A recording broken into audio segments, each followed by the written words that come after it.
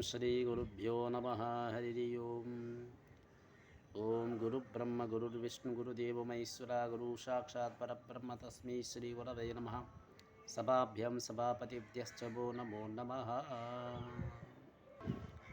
శ్రీ మహాస్కంద పురాణం అంతర్గతంగా రెండోదైన వైష్ణవ కాండము నుండి మనకు శ్రీ పురుషోత్తమ క్షేత్ర మహాత్మ్యం 24వ భాగం, అలాగే 31వ అధ్యాయంకి స్వాగతం. జైమిని ఎట్లా చెప్పడం జరిగింది. తనకు తానే కృతార్థినిగా భావించుకొని అశ్వదేవ యాగములు చేయుచు ఏర్పడిన ఇంద్రదమ్య సరస్సు వద్దకు వెళ్ళును. ఆ నరస్త్రీయవనందిన విష్ణువు నరసింహుని రూపాన్ని గలడని కనుక స్వామిని ప్రార్థించి యథావిధంగా స్నానం చేయవలనని, ఓ నరసింహ నీకు నమస్కారం. ఉత్తమగు నీ క్షేత్రం నందున నృపతి యోగైన ఇంద్రదుమ్యుడు 1000 అశ్వమేధాలు చేసును. ఆ అశ్వమేధాల వలన ఏర్పడిన ఈ సరస్సునందున స్నానం చేయటకు వచ్చిన నన్ను అనుగ్రహించమని ఇమ్మని ప్రార్థించి పిమ్మట తీర్థం వద్దకు వెళ్ళి చౌష్యం ఆచమానం పూర్తి చేసి చేతులు జోడించి ప్రార్థించును. ఈ మంత్రం పలికివలను. అశ్వమేధ యాగములు చేసినప్పుడు దానమిచ్చిన కోట్లాది ఆవులు గిట్టలను భూమి కృంగి ఆ ఆవుల మూత్రము నురుగుతోని దానం ఇచ్చినప్పుడు వదలు నీటితోని నిండి ఆ అతి పవిత్రమైన అటువంటి తీర్థ జలమునందు స్నానము చేయుట వచ్చిన నన్ను 1000 జన్మల పాపం నుండి విముక్తిని చెయ్యము. పిమ్మట నీటిలోని ప్రవేశించిన 5 మార్లు మునిగి 3 మార్లు అగుఘర్షణ మంత్రముచో పఠింపవలను. అశ్వమేధ యాగములు చేసినప్పుడు పుట్టిన దాన, అన్ని పాపలు పోగొట్టిన దాన, కోటి జన్మల నుండి చేసిన పాపలను నా ఈ స్థానం వలన నశించు గాక. ఈ మంత్రమును ముమ్మారు జపించి ముమ్మారు స్నానం చేయవలను. నరసింహుని రూపమున్న విష్ణువు గాయత్రిచే స్మరించుచు నీటిని నర అనే పేరు, నరుని యొక్క సంతానముడి చేత వాటికి ఆ పేరు కలుగును. అతట గడిచినది మొదట విష్ణువే కనుకనే అతడు నారాయణుడనే పేరు కలిగినది. కనుకనే నీటి అందును విష్ణువు స్మరింపవలను. దేవతలు పితరులు యథావిధంగా తర్పణలను ఇయ్యవలను. పిమ్మట పడమరకు తిరిగి ఉన్న నరసింహుని వద్దకు వెళ్ళవలను. అతడు శంకరుడు గాని పశ్చిమాదిముఖుడైన విష్ణువు చూసిన వారు కోటి జన్మలు చేసిన పాపం నుండి వ్యక్తిని పొందురు. అతడు నరసింహుని అధర్వణ మంత్రములచే పూజింపవలను. నారదులచే పూర్వం ఈ మంత్రరాజ్యం ప్రతిష్ఠింపబడినది. ఆ మంత్రమే ఇంద్రదమ్యునిచే చిరకాలం ఉపాసింపబడినది. నరసింహుని రూపాన్ని ఉన్న విష్ణువును ప్రసన్నం చేసుకున్నకు ఎంతగా మించిన మంత్రం లేదు. ఆ మంత్రం చే నరసింహదేవుడు తుష్టిని పొందినని, ఈ మంత్రం చేతనే బ్రహ్మచే పూర్వం దారి రూపమును స్వామి ప్రతిష్ఠింపవలనని, పూర్వం చెప్పిన ఉపచారములచే నరసింహునికి పూజింపవలనని, ఎర్రని దాసిన పువ్వులచే సుగంధం కలిగిన మిగిలిన పువ్వులచే అర్పింపవలను. చందనం, ఆగూర్, కర్పూరము నరసింహునికి ఆలదింపవలను. చక్కెరతో మంచినేతితో చేసిన పాయసం, కర్పూర ముక్కలు వేసిన నేతితో వండిన మోదకములు, సంయములు, నేతి బూరులు, వివిధ ఫలములు నైవేద్యం అర్పింపవలను. చక్కెర పెరిగితో కూడుకున్న పర్యాన్నము సమర్పింపవలను. చూసి తాకి నమస్కరించి నరసింహుని పూజించవలను. అట్లా చేసిన ఎవరి కోరికలు వారికి తీరును, సందేహం లేదు. దేవత్వం, ఇంద్రత్వం, గంధర్వత్వం, ఈశత్వం, వశ్యత్వం, సర్వభౌమత్వం ఏది మనసునందు కోరునో దాన్ని నిస్సంశయంగా పొందును. ఈ పంచతీర్థ విధానమును 5 దినములు చేసించో వారికి మరల పంచభౌతిక శరీరం నందు ప్రవేశించ కలగదు. విష్ణు పారాయణులై పౌర్ణమి తిథి యందు ఉదయం తీర్థరాజమునందున పూర్వోక్త విధంగా స్నానము చేసి ఇంద్రియ నిగ్రహం గలవారై ఏకభక్తి వ్రతమును 5 దినములు క్రమం తప్పక పాటింపవలను. తర్వాత ప్రాసాదమునందున ప్రవేశించిన పంచిపై ఉన్న స్వామిని, బలరాముని, సుభద్రుని సూచించో పాపం నుండి విముక్తులవుదురు. సర్వతీర్థములు కలిగిన వంటి వాడు బావి నుండి సుగంధ మాయమగు నీటిచే స్నానం చేయింపబడిన స్వామిని జ్యేష్ఠ నక్షత్ర యుక్త అగును సూచించో అతడు పాపమును మాటయగలగదు. పిమ్మట యాత్ర చేయవాని విధిని తెలుపుదుమిను. చతుర్దశి నాడు దృఢం శోభనమగు పంచము చేయించవలను. గడ్డి కట్టలతో చేసి తేనె పొయ్యవలను, లేదా రాతితో చిరకాలమున్నట్లుగా చేయింపవలను. దేవదేవుడైన స్థానముకై డబ్బుకు వెనకాడరాదు. పెక్కి చెట్లతో కూడుకున్నది, దక్షిణ వాయువుచే చల్లనైనది, కదల్చున్న సముద్రం కెరటములచే తాకబడి పచ్చగలదు. ఎత్తైన వెలకల మేలు కట్టగలదు. పై భాగములచే దేవతలచే చూసుటకు కొద్దిపాటి ఆచ్ఛాదనము గలదు.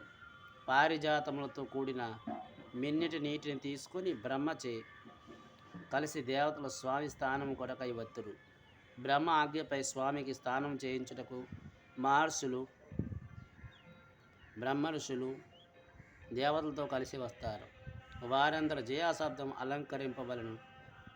వివిధములైన మాణిమాలతో మనోహరంగా పట్టు వస్త్రాలతో చేసిన తోరణములు, చక్కని వాసన కలిగిన ధూపములు, సుగంధములతో జలం చల్లి మంచం సిద్ధం చేయవలను. దానికి దక్షిణంగా బావి నుండి తెచ్చిన నీటిని బంగారు కుండలతో నింపి ఉంచవలను.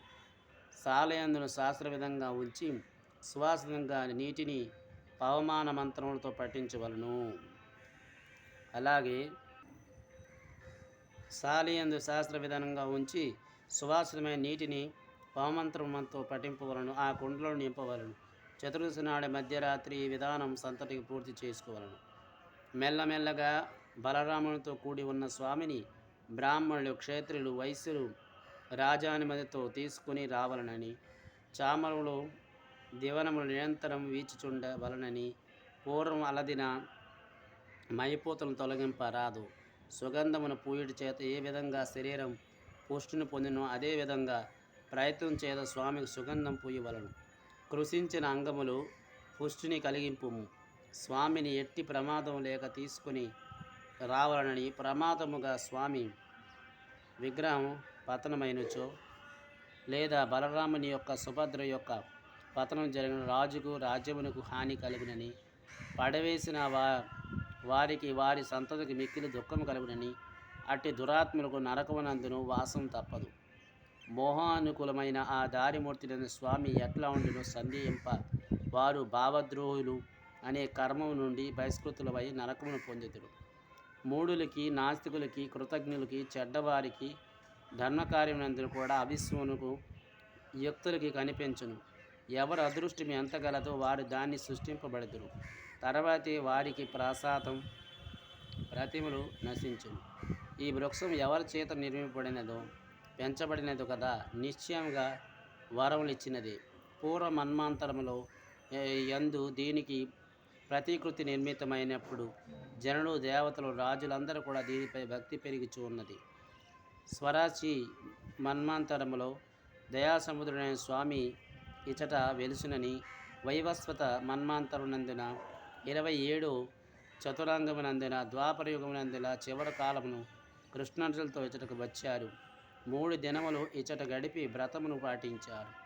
మధుసూదన భక్తితో పూజించి స్తోత్రించి తిరిగి ద్వారకకు వెళ్ళారు. స్వామి వివిధ యాగములందున వేరే వేరే అవతారాలు ధరించుచు మానవ జన్మెత్తిన ఎవరినూ స్వామి తత్వాన్ని తెలుసుకోన జాలరు. ధర్మస్థాపన చేసి ఆ అవతారమును ముగించి తన పదమును చేరుకోరును. పూర్వం బ్రహ్మ చెప్పినట్లుగా స్వామి స్వయంగా చెప్పినట్లు స్వామి దారి రూపము ధరించి ఇచ్చట బ్రహ్మ ద్వితీయ పరార్థం ముగియంత వరకు నివాసించును. శుద్ధమైన మనసుతో భావించిన వారికి ఎల్లప్పుడూ కోరికలు తీర్చును. ఎవరికి ఎంత విశ్వాసం ఉండునో వారికి అంత ఫలితమే లభించును. దృఢభక్తి కలిగిన మానవునికి సుదృఢమైన ఫలం కూడా తన ప్రయత్నములకు తగినట్లుగా లభించును. పూర్వం అంబీరసును విమోచనం గురించి మీకు చెప్పి తిని కనుకనే పరమాత్మ స్వరూపుడైన జగన్నాథునందున దృఢమగును భక్తి కలిగి పురుషోత్తమ క్షేత్రం నివాసించవలను. కనుకనే భక్తితో స్వామినికి మంచం వద్దకు తీసుకుని రావలను. సుభద్రను, బలభద్రను కూడా రాచి మర్యాదలతో కొని రావలను. ఎత్తి పట్టిన గొడుగులో వీచుచున్న చామరంతో కలుగురు ధూపంతో దిక్కులు పిక్కులున్నట్లుగా గంభీర నాదము, వివిధమైన వాద్యముతో అగారం నిండిన చక్కని తౌర్య తిలకం మోగించును. దీపమును వరుసగా వెలుగుచుండగా అంతటి చీకటి అలముకునగా మహోత్సవం జరపవలనని. కప్పబడిన స్వామి శరీరం నుండి ప్రమాదం కలుగును. శంఖతో పుట్టములు దూరముగా కొనుపోగా ఆ వేగమును జగన్నాథుని ముఖం కొద్దిగా పైకి లేచును. స్వామిపై కనుడు నిలిపితే దేవతలచే స్వామి వైకుంఠం వెళ్ళునని సంకించి రామునికి, కృష్ణుడికి, సుభద్రకు జయం జయమని పలుకుతురు. ఈ విధంగా జ్యేష్ఠాభిషేకం కొరకై స్వామిని రాత్రి అంది బ్రాహ్మణులు మున్నిగిన వారు మంచం వద్ద కొనిపోదురు. ఆకాశనంద దేవతలు స్వామి చూడవలనని తొందరపడుచు పలుకుచున్న నేను నేను అని శబ్దం దేవదందువులతో జయ జయ శబ్దంతో కలిసిపోవును. తర్వాత మంచంపై బ్రహ్మస్వరూపం స్వామిని ప్రత్యర్థ విగ్రహంతో సహా ఉంచి చక్కని వస్త్రం ముఖంపై తప్ప మిగిలిన అంగములన్నిటినీ కొప్పవలను. పూర్వం చెప్పిన ఉపచారముచే నివేదన తప్ప మిగిలిన వాటిచే పూజింపవలను. సువాసన కలిగిన నీటితో నింపిన కుండలాలతో శాంతి మంత్రములు చదువుచు సముద్ర జ్యేష్ఠ మంత్రములచే స్నానం చేయింపవలను.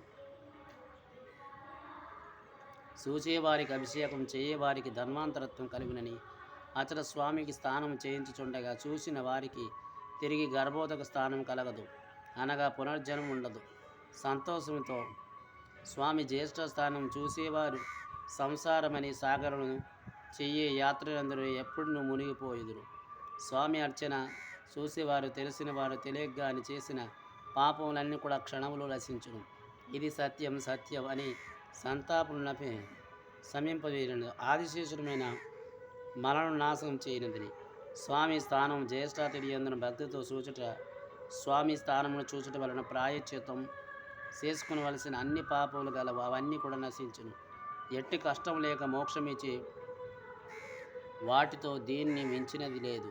స్వామి యొక్క జ్యేష్ఠ జన్మదిన స్థానం చూసే వారికి అతడి దానము, తపస్సు, శ్రద్ధం, జపం, యజ్ఞం మున్ని వారిని చేసేవారికి కోటి రెట్లు పెరిగి కోటి జన్మలు చేసిన దానాదుల కంటే ఎక్కువ ఫలమిచ్చునని, అవి అన్నీ కూడా స్వామి స్థానం చూసితే సరికావు.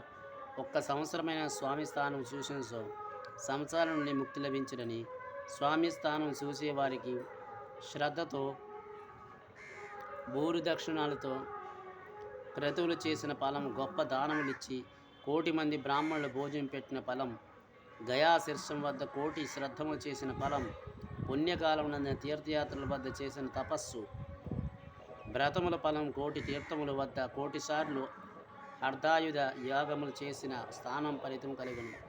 ఇది సత్యం సత్యం ఓ ధ్వజోత్తములారా, శాస్త్రంలో ఇంతకంటే ఉత్తమమైన కర్మ చెప్పబడలేదు. స్వామి స్థానం చూసేవారికి తమ స్థానం చేసే దానికి 100 రెట్లు ఫలం కలుగునని, స్నానం చే తడిపిన స్వామిని చూసేవారు మనస్సు చక్కటి ఆనందం చే తడిపి కొంచెం కూడా పాపం అంటదని అగును. స్వామి స్థానం చూసిన ఎట్ట ఫలితము కలుగును, ఆ ఫలితం స్వామిపై మంచంపై చూచుట కలుగును. ఒక స్వామి ఇచ్చట 3 రూపములు ఉండేనని కనుకనే ఎవరు స్థానము చూసినచో ముక్తి కలుగునని, స్థానకాలం నందు ఎవరు బలరామునికి జయం, సుభద్రికి జయం, కృష్ణుడు జగన్నాథునికి జయం అని అనంతరు పలుకురు వారికి ముక్తి తథ్యం. స్థానకర్మనందు అధిక వాసం మున్నిని చేసి వానికి శ్రద్ధతో సంతోషంతో వేరువేరుగా దక్షిణలు ఇవ్వాలను. బ్రాహ్మణులకు విందు భోజనం, వస్త్రములు, అలంకారం ఇవ్వాలను. దీనులకు అనాథులకు అన్నదానం చేయవలను. స్థానం చూడగోరి వచ్చిన వారు నిశ్చయముగా జీవనముక్తులగుదురని, అట్టి వచ్చిన వారిని రాజు యథాశక్తి స్వామికి ప్రీతిని కలిగించటకై సమ్మతింపవలని, స్థానం చేయగా మిగిలిన నీటితో తన భద్రాసనను కూర్చుండి స్నానం చేయవలని. స్త్రీకైనను పురుషునికైనను స్నానం చూసుట వలన ఎట్టి ఫలితం కలుగునో చెప్పుదును వినుడు. చాలా కాలం నుండి రోగము చే బాధపడుతున్నను అపమృత్యువు జయించి సుఖములు పొందుదురు. పుత్రులు లేని పిల్లలకు పుట్టి చనిపోయినది గొడ్రాలైనప్పుడు పుత్రులు పొందుదురు. అన్ని లోకములకు దర్శనీయమైన వాడు పేదవాడు కూడా ధనవంతుడగును. గర్భవతి ఉన్న స్త్రీ చిరవాయు ఉత్తమ గుణములు కలవాడగు పుత్రుని పొందుదురు.